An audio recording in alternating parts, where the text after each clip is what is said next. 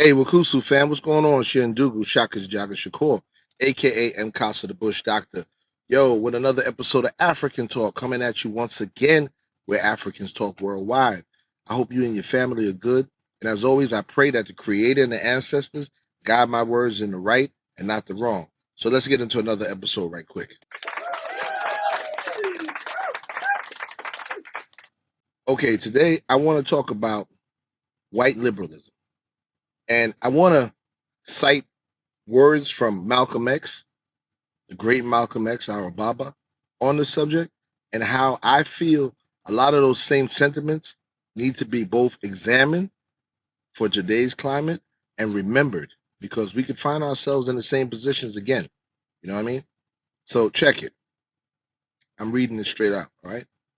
It says Malcolm X was highly critical of white liberals, who he viewed as hypocritical and deceitful. In his view, the liberal presented a more dangerous obstacle to black progress than the outright segregationists. He argued that liberals created a false sense of security and used black people as political pawns, while conservatives' open animosity at least allowed black people to know where they stood. I mean, and you can't argue with that, family. There's no arguing with that. And before you get into the it's one people, color don't matter, it got shit to do with that. This is about common sense.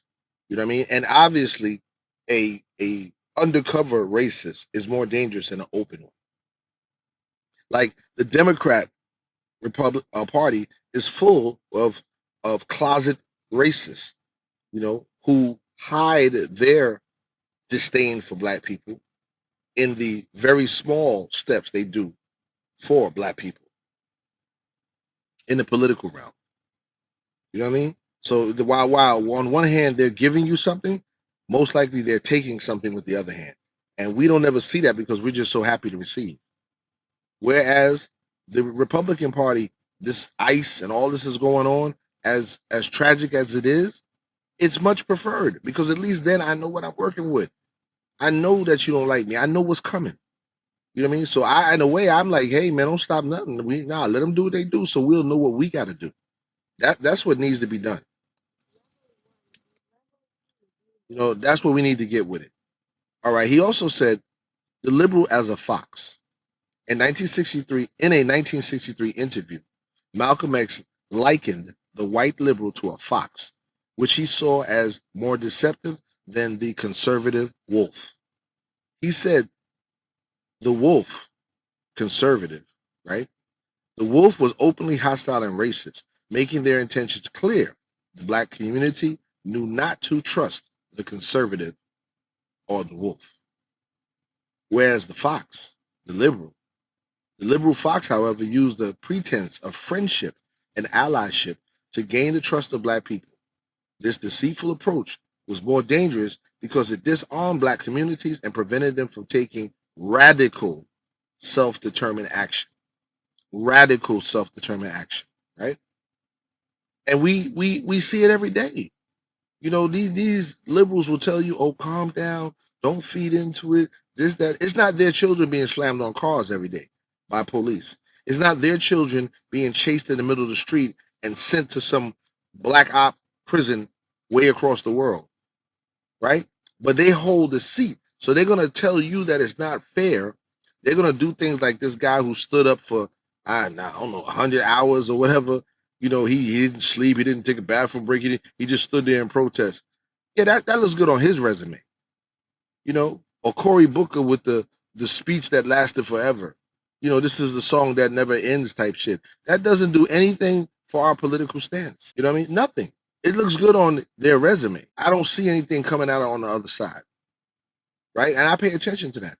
All the white, you know, political people in the Democrat Party who have gone out and give these great speeches and great analysis on what Trump is and is not, but they're not collectively pulling that power to get him out of the seat. They're not doing that. So I'm not impressed. And there are black ones that go right along with it. So we can't get caught up on hype. I want to see results.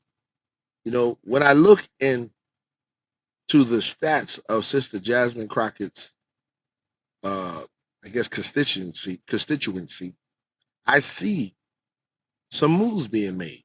So it backs up her stance. right? I'm not, hey, cheerleader Jasmine. I'm just saying, it is what it is. I'd rather that. So if you're gonna, let's flip it over to the white Democrat. Show me something. Show me where you're taking this outrage and making some justice and some steps for black people. I don't see it. And we already know where the wolf stands, so they're doing their job. The system isn't broken. It's moving like it's supposed to move.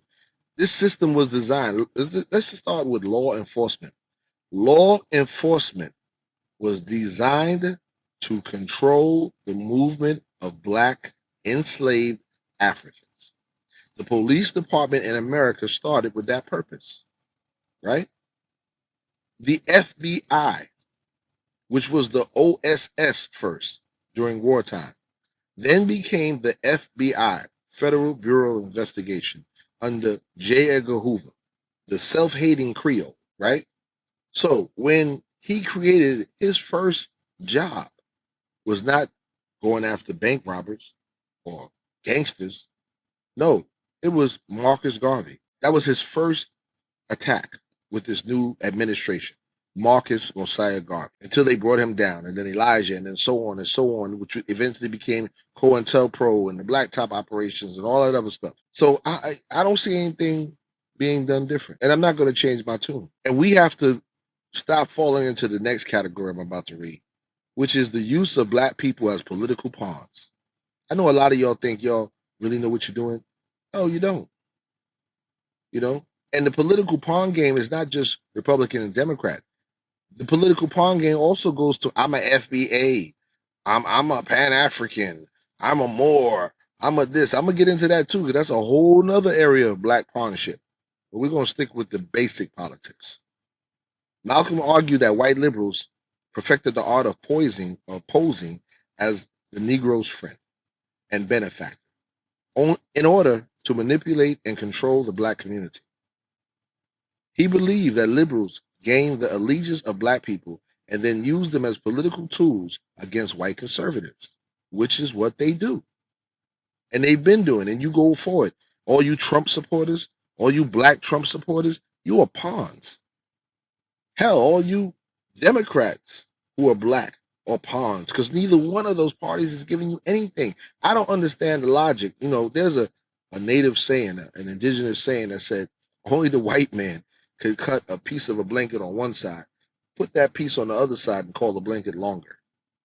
Talking about daylight savings. And the same logic goes to this Republican wing, left wing, right wing, same bird. So if the whole bird is dirty, why are we arguing about the wings? We need a new bird. He saw this tactic as a way for liberals to maintain and gain power for themselves rather than serve the true interests of the black community. And that's true. And I'm not talking about the world. Every time black people take a step for ourselves, the world gets thrown in. We argue for human rights, the world gets thrown in. We fight and die and bleed for the right to vote, the world they get the benefit of it before we do. We fight for fair and equal education and housing, the world, everybody else gets it before we do. So I'm not talking about the world. I am unapologetically talking about the gains and the lack of gains for black people. And I'm not going to be scared to do it. And I don't care if you don't like that I'm doing it. Yes, I am a black nationalist. I fight for black people first, period, because no one else is doing it for us. These liberals care nothing about us. They only look to preserve and to further their own interests. That's it. He also accused liberals of offering tokenism and false promises of integration, or nowadays, not integration, but excel, false promises of gain, which kept black people from uniting and solving their own problems. Right. He's already injected us with the chip. I got an acronym I just came up with today called BUM, B-U-M, backwards unfixable mentality. A lot of us suffer from that. A lot of us suffer from the bum mentality that's been put in your head by your former slave master. So you've already been programmed to believe that we can't solve our own problems. That the same bickering that we do, they do. Other groups bicker like we do, but we are the only group that takes that bickering and turn it into the inability to go forward. That's what we do. It goes on to say the prevention of radical action and self-determination. A core tenet of Malcolm X's Black nationalist philosophy was the economic and political self-determination of Black people. He believed that white liberals impeded this goal. They do. We can't do for self if we're always worried about how John gonna feel about it, or Timmy, or Becky, or Sam, or Amy. That's why we can't move ahead. You can't even strike out against your enemy because you're afraid of what your white benefactors are going to say against you. We don't have people in power. We always say, you got people in power. We don't have nobody in power. We have people in positions of relative power, positions of could be influence, but they have no power. That Black person that's making records, you waiting for an entertainer to get up and say something to move us? You waiting for a Black filmmaker, to lead the struggle? It's not gonna happen. They still have to answer to white power structures. So no, they're not gonna do that. And they can't. It says by positioning themselves as the saviors of the civil rights movement, white liberals work to control its direction and prevent it from becoming more radical. And that's true. They do it every day. When hip hop started becoming more radical and uplifting, the white man got involved, and the white man killed hip hop. He created this lower version of hip hop, this lower energy that we spewing out now. He turned Black culture into Black tragedy. He turned Black upliftment into Black degrading, self-degrading. He turned Black queens into hoes. He turned Black men into pimps and criminals. He turned the Black family into a mockery. He turned our pain into his profit. That's what he did, and he used you to do it. Even now, I don't trust every social media platform that pops up because a lot of these people, again, go right in on what we have wrong, scared to talk about how we got here, why we got here. Oh, I don't want to play the blame game. Well, blame means to hold responsible, to hold accountable. Yes. So if you're in a position, you got there somehow. And I guarantee you, it's no more likely from an outside influence. He urged Black people to unite and solve their own problems, asserting that following white liberals had perpetuated problems that Negroes have. It's true. The longer we seek validation from European people, the less we love ourselves. The more we'll keep doing this, and we'll self-censor when we get on things that we won't talk the truth, because even on social media, if you're monetized, you got to master. So you're going to have to speak in a way that doesn't affect your master while trying to free your people. That's impossible. That's like being halfway pregnant. It can't happen. You can't fight oppression and please oppression at the same time. That's sick. That's sick. And these are the things that we have to look at, man.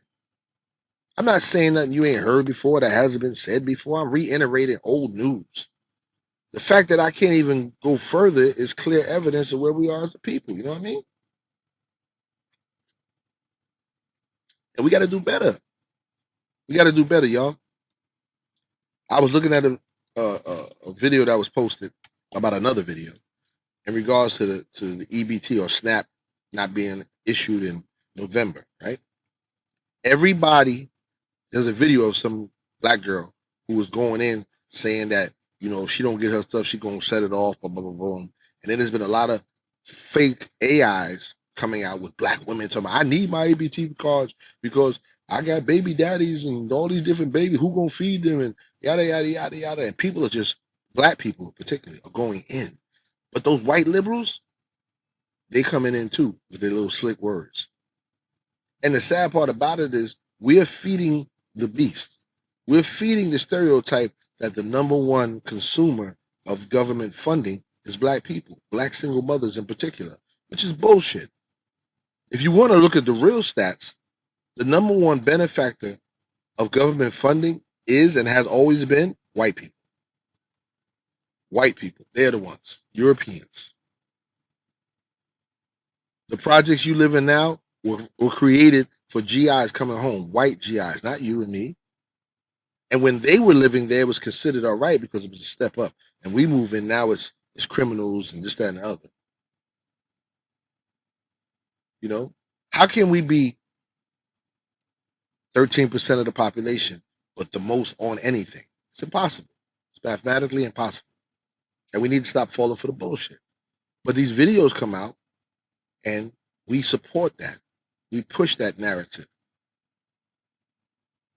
Renounce to the bullshit. The actual stat for black single mothers is one, it's lower than it was even 10 years ago. Two, the black woman is clearly and has been recognized as the most educated group of people in the country. Period.